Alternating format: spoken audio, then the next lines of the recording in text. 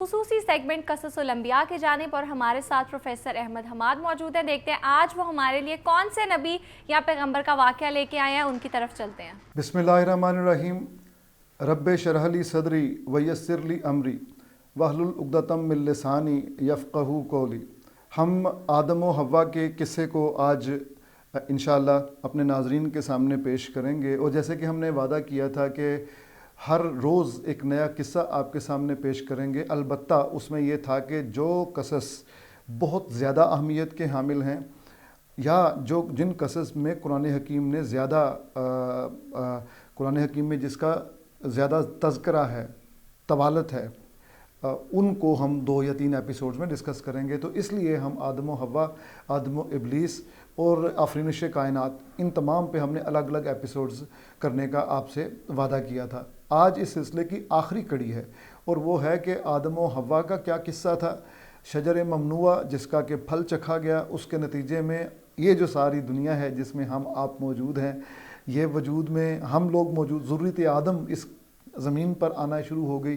تو یہ سارا قصہ, اس سے پہلے ہم نے سب سے پہلے ایپیسوڈ میں بتایا کہ یہ کائنات کیسے کن سے وجود میں آئی, نوری, ناری اور خاکی, یہ جو ہیں دنیائیں, یہ کیسے وجود میں آئیں.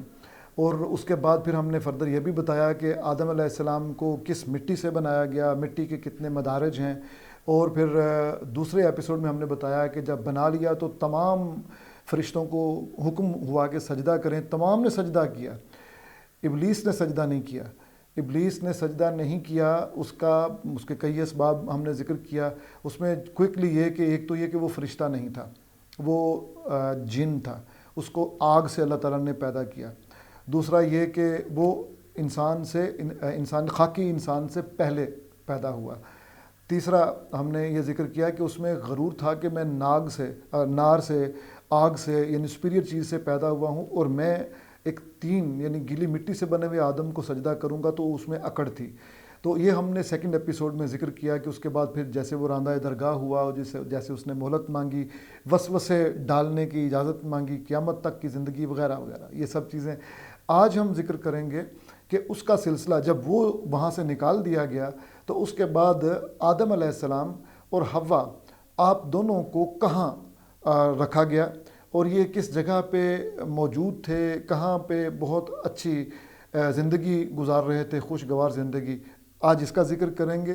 حوا کی پیدائش جو ہے, اماں حوا سلام اللہ علیہ, ان کا ذکر کریں گے. اور اس کے بعد ہم دیکھیں گے کہ شیطان کے وسوسے کے بعد ان میں تبدیلیاں کیا آئیں, اور اس کے بعد پھر یہ جنت الماوا یا جنت الخلد, اور ان میں کیا فرق ہے. اس کے ساتھ ساتھ ہم یہ بھی دیکھیں گے کہ انسان کس طرح سے اس جنت سے محروم ہوا, اور آج اگر وہ باغ و بہار کا دلدادہ ہے, اس کے خوابوں میں باغ آتے ہیں, اس کو پھول اور خوشبو اور دریا اچھے لگتے ہیں, اس میں ندیاں نالے, تو اس کا سبب کہیں یہی تو نہیں کہ وہ اس جنت میں اس کی ڈیولپمنٹ جو ڈیولپمنٹل سٹیجز تھے وہ اس جنت میں سارے ترتیب پائے تھے.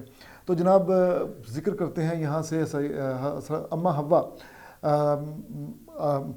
سلام اللہ علیہ کا وہ کیا ہے ذکر. وہ یہ ہے کہ کہا یہ جاتا ہے کہ حوا کا نام جب پوچھا گیا سیدنا آدم علیہ السلام سے, تو انہوں نے خود بتایا کہ یہ نام ان کا یہ والا ہے, اور اس کا مطلب ہے زندہ چیز سے جنم لینے والی. تو اس کا مطلب یہ ہوا کہ جو ایک ہے کہ اللہ تعالیٰ نے ان کو انسان کی یعنی آدم کی پسلی سے پیدا کیا. یہ قرآن حکیم میں نہیں ہے, یہ ہمارے مفسرین نے بیان کیا, ایک حدیث سے کو بنیاد بناتے ہوئے بیان کیا, اور اس پہ بھی بہت سارے اختلافات موجود ہیں کہ اس حدیث کا مطلب کیا یہی ہے کہ مرد کی پسلی سے عورت کو پیدا کیا گیا ہے, یا اس حدیث کا مطلب یہ ہے کہ پسلی کی طرح نازک ہیں اور ذرا ان میں کچھ خم ہے. اگر آپ اس کو بزور سیدھا کریں گے تو تکلیف بھی ہوگی, اور ہو سکتا ہے سیدھی نہ ہو, ٹوٹ جائے. پھر نبی کریم صلی اللہ علیہ وسلم نے عورت کو نازک آبگینے سے بھی تشبیہ دی. تو بعض مفسرین یہ کہتے ہیں کہ وہ صرف ایک تشبیہ ہے, حقیقت یہ ہے کہ اللہ تعالیٰ نے جو قرآن حکیم میں بیان فرمایا وہی سچ ہے, اور وہ یہ ہے کہ اللہ تعالیٰ نے ایک نفس سے پیدا کیا, نفس انسانی, اسی ایک نفس کے 2 آگے زوجین پیدا کیے, آدم اور حوا. یہ اللہ تعالیٰ کی حکمت ہے کہ اس نے اس طرح پیدا کیا. تو کہنے کا مطلب یہ ہے کہ ہم بیچ میں جب وہ شیطان راندہ درگاہ ہو جاتا ہے تو اس کے بعد جنت تک آنے کا عرصہ ہمیں نہیں معلوم کہ یہ واقعہ کہاں جنم لیتا ہے کہ حوا جو ہیں وہ پیدا ہو چکی ہیں. البتہ قرآن حکیم میں یہ ڈائریکٹلی اس کے بعد ہمیں پتہ چلتا ہے کہ اللہ تعالیٰ نے جنت میں داخل کیا ان کو اور کہا کہ یہاں پہ دونوں رہیں اور ہر طرح کے پھل کھائیں جو چیز چاہے کریں، لیکن ایک شجر جو ہے اس کے قریب نہ جانا.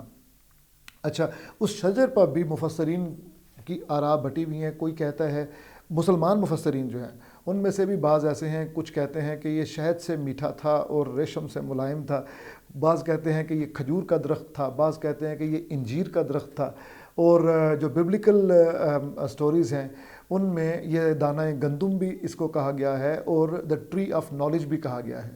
تو بہرحال امپورٹنس جس بات کی ہے وہ یہ کہ اس ایک واقعے سے اللہ تعالیٰ نے شیطان کے ساتھ تعارف کروانا تھا انسان کے باپ کا، تو تاکہ شیطان کو وہ پہچان سکے.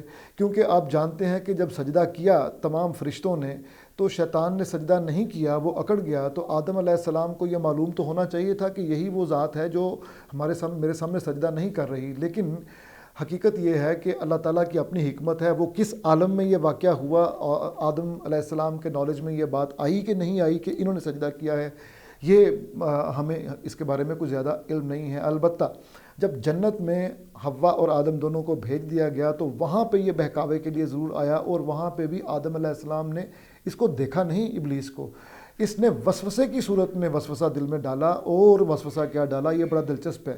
اس نے کہا کہ اگر تم یہ جو جس شجر سے منع کیا گیا ہے اس شجر کے قریب جاؤ گے تو یعنی اس کا پھل کھا لو گے تو تم فرشتے بن جاؤ گے. اب فرشتے ابدی زندگی کے حامل ہیں یا فرشتے مقرب ہیں اللہ تعالیٰ کے، کچھ اس طرح کا. یعنی آدم علیہ السلام کو فرشتہ ابھی بھی بہتر معلوم ہوا، تبھی انہوں نے اس وسوسے میں وہ آ گئے اور آ کے پھل کھایا. جیسے ہی پھل کھایا آدم و حوا نے تو معاً ایک تبدیلی ہوئی، اور وہ یہ ہوئی کہ آپ ایک دوسرے کے سامنے اوپن ہو گئے، اور ستر پوشی جو چل رہی تھی، جو ایک جنت جو لباس جنت تھا وہ مزید وہاں برقرار نہیں رہا آپ دونوں کے جو اجسام مبارک ہیں ان پر.